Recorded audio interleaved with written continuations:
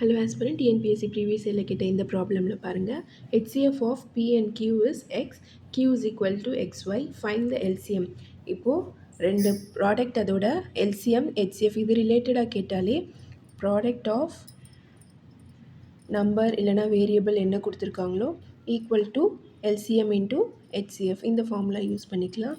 இங்கே product of P and Q equal to HCF என்ன கொடுத்துருக்காங்க is X into LCM கண்டுபிடிக்கணும். HCF தான் Xன்னு கொடுத்துருக்காங்க. இங்கே Q is equal to XYன்னு கொடுத்துருக்காங்க. ஸோ Qக்கு பதிலாக XYன்னு சப்ஸ்டியூட் பண்ணிக்கலாம். equal to X into LCM. இப்போ நம்ம கண்டுபிடிக்க வேண்டியது LCM. So PXY by X. So LCM is equal to PY, which is an option D. Subscribe for more videos. Thank you for watching.